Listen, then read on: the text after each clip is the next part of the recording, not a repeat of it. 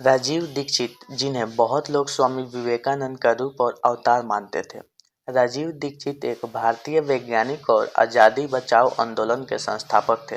बाबा रामदेव ने उन्हें भारत स्वाभिमान के राष्ट्रीय महासचिव का दायित्व सौंपा था, जिस पद पर वो अपने मृत्यु तक रहे। राजीव भाई के नाम से पूरे भारत में प्रसिद्ध और मशहूर हुए थे। आज भी भारत में उन्हें करोड़ों लोग चाहने वाले हैं। राजीव दीक्षित CSIR विज्ञान और औद्योगिक अनुशासन परिषद में डॉक्टर और वैज्ञानिक थे, जो कहते थे पेप्सी, कोक, पेस्टिसाइड यह टॉयलेट क्लीनर है। यह पहले भारतीय थे जिन्होंने 1998 में आज़ादी बचाओ का आंदोलन का रूप में इसे पेप्सी और कोक के खिलाफ आंदोलन शुरू किए।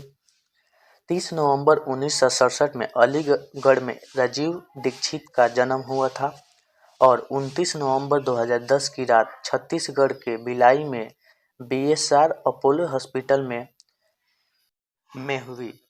डॉक्टरों के अनुसार उनका मौत कार्डियक अरेस्ट बताया जाता है। अंग्रेजों को छोड़ दिया तो उनकी अंग्रेजी को छाती से क्यों लगा के घूमे? जरूरत क्या? हमें तो नहीं जरूरत है। आप बोलेंगे जी अंतर्राष्ट्रीय व्यापार करना है तो अंग्रेजी की जरूरत है। कुछ जरूरत नहीं है। जापान बिना अंग्रेजी जाने, सीखे, समझे अंतर्राष्ट्रीय व्यापार करता है। जापान का प्रधानमंत्री भी अंग्रेजी नहीं जानता, चपरासी भी अंग्रेजी नहीं जानता। सारी दुनिया में उनका माल बिकता है बिना अंग्रेजी के, तो हमारा क्यों नहीं बिकेगा? रूस बिना अंग्रेजी के इतना व्यापार कर सकता है, जर्मनी बिना अंग्रेजी के इतना व्यापार कर सकता है। आपको मालूम है इंजीनियरिंग के सबसे अच्छे सामान दुनिया में जर्मनी के ही हैं और वो बिना अंग्रेजी के कर रहे हैं। फ्रांस वाले बिना अंग्रेजी के अपना काम चला सकते हैं, नीदरलैंड वाले बिना अंग्रेजी के काम चला सकते हैं, तो हम भी चला सकते हैं, कोई दिक्कत नहीं है हमको। अपनी भाषा पे स्वाभिमान और गौरव करने की बात है, कमी कुछ नहीं है हमारी भाषा। क्या पढ़ाई हुई है मेरी? मैंने बचपन में पढ़ा x + y whole square is equal to x square plus 2xy plus y square, x minus y whole square is equal to x square minus 2xy plus y square. अब मेरे समझ में नहीं आता कि करूं क्या इसका मैं मेरी जिंदगी में।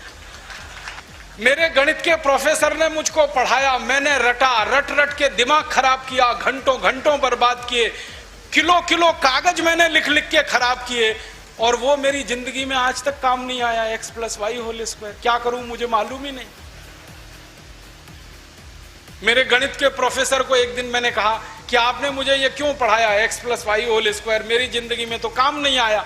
तो मेरे गणित के प्रोफेसर कहते हैं यार काम तो मेरे भी नहीं आया, मुझको किसी ने पढ़ाया, मैंने तुमको पढ़ाया। ये भेड़िया धसान क्यों चला रहे हो इस देश में? जो काम नहीं आता वो क्यों पढ़ा रहे हो इस देश के बच्चों? इतिहास इस बात का गवाह है कि भारत की सेनाओं ने कभी किसी दूसरे देश पर आक्रमण नहीं किया।